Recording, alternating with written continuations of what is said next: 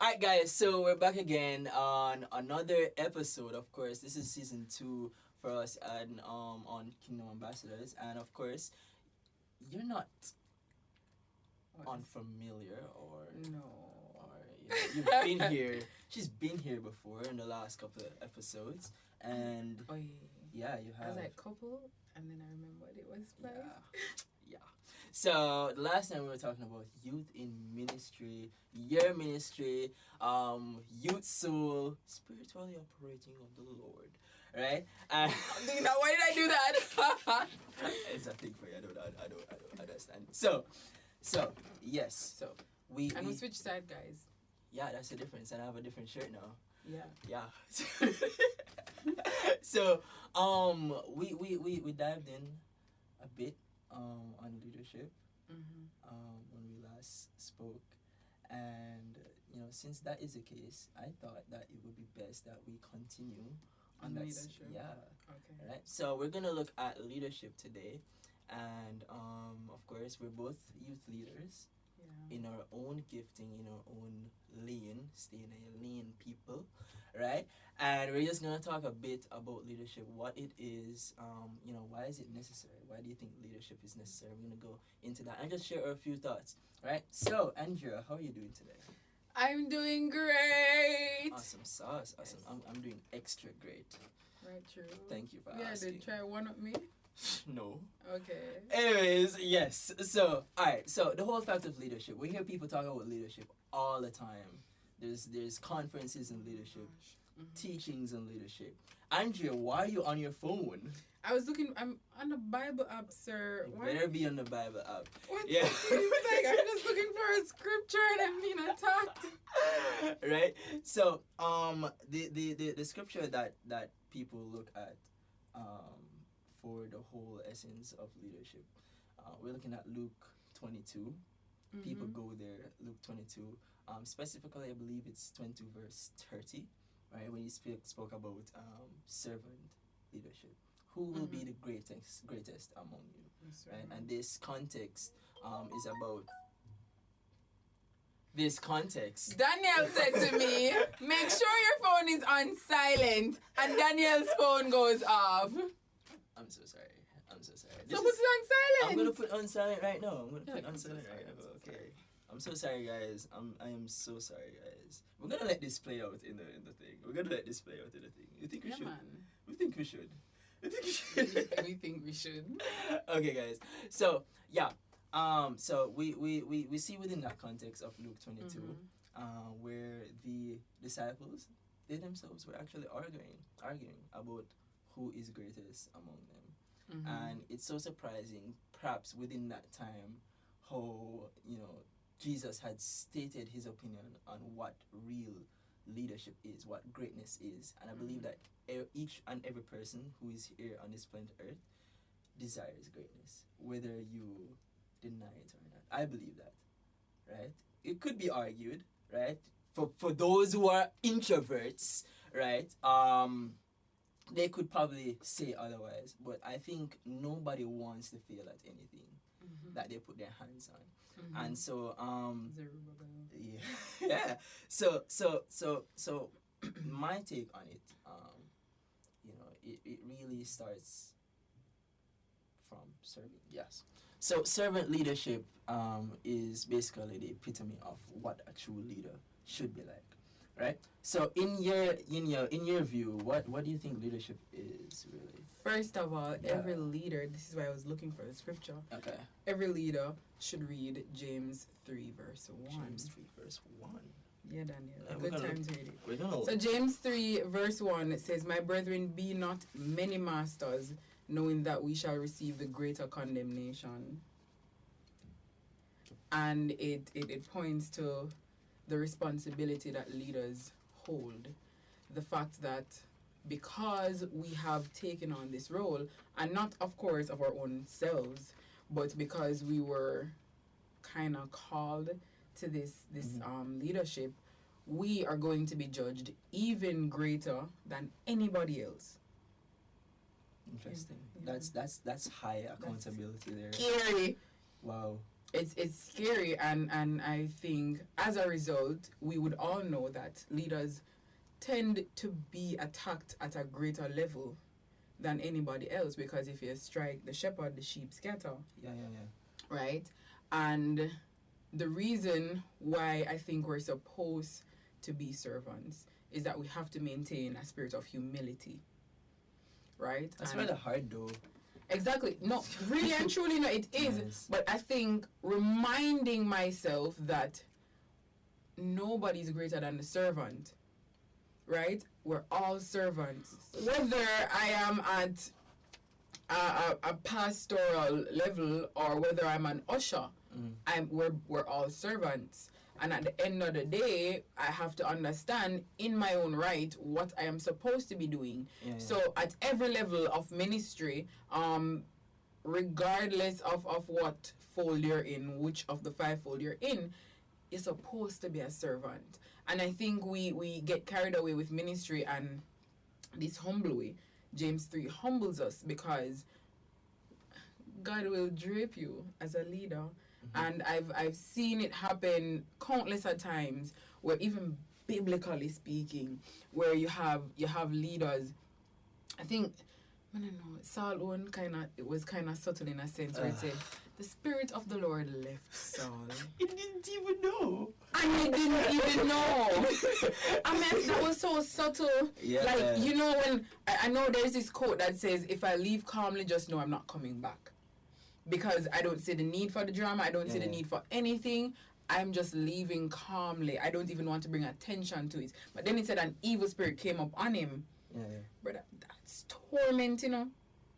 Saul was then tormented, and he had to send, his, what you call him there?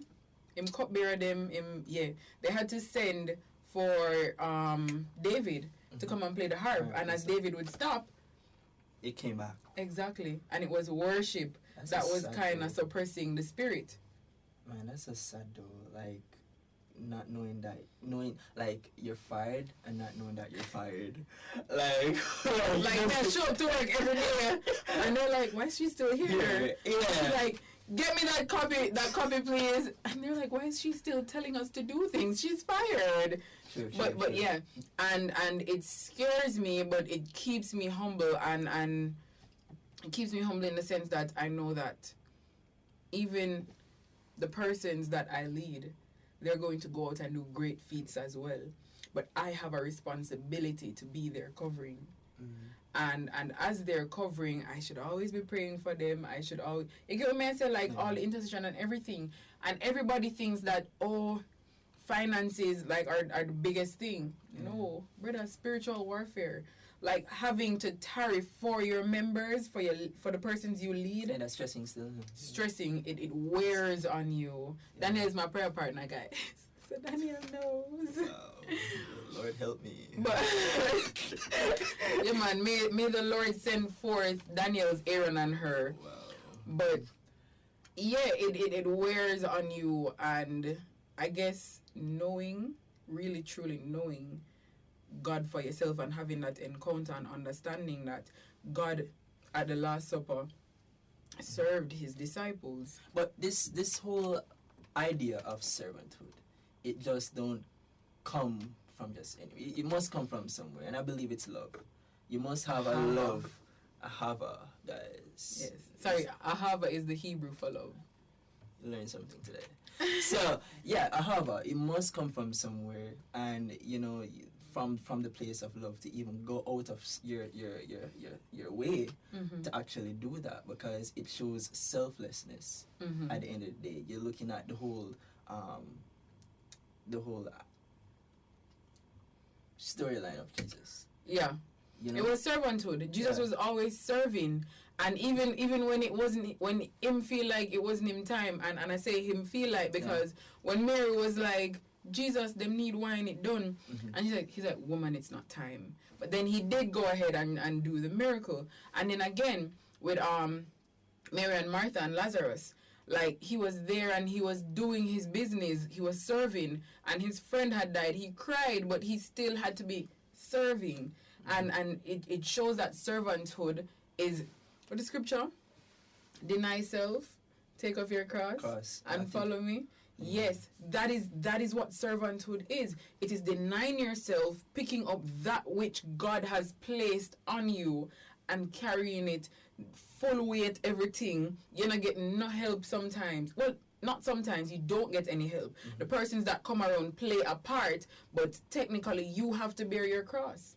That's true. So a question just pops up in my head.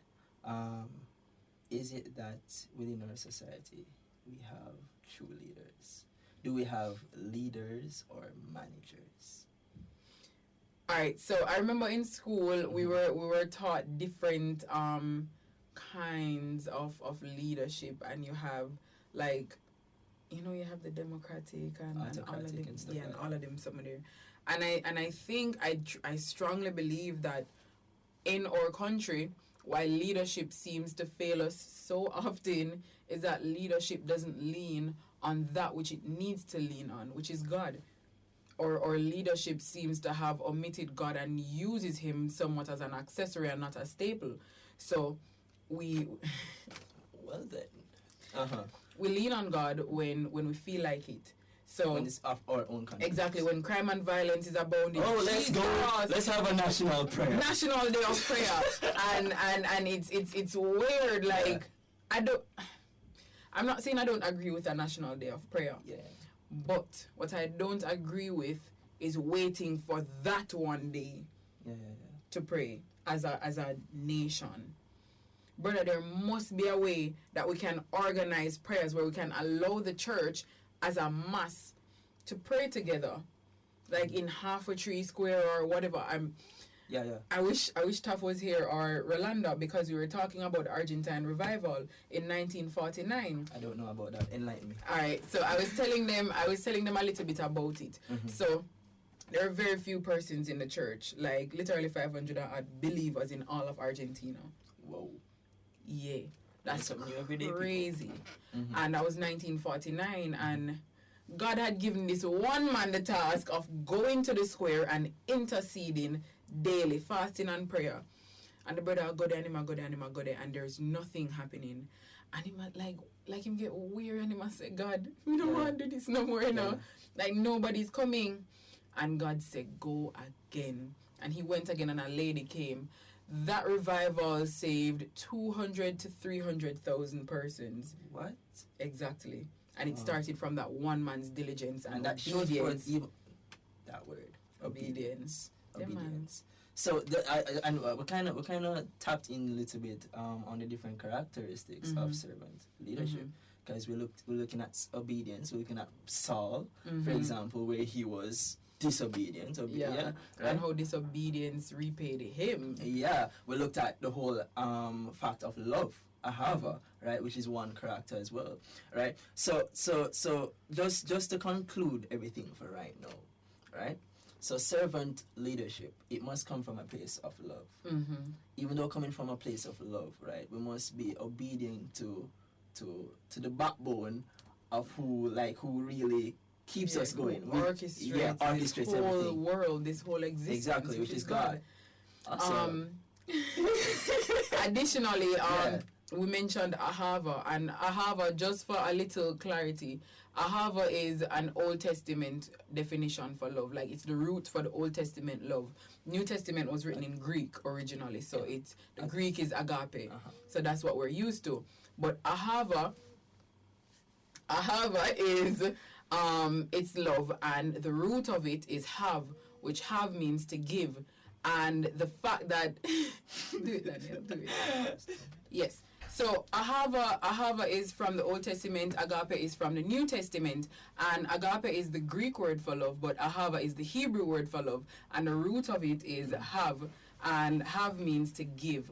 And that sounds so weird.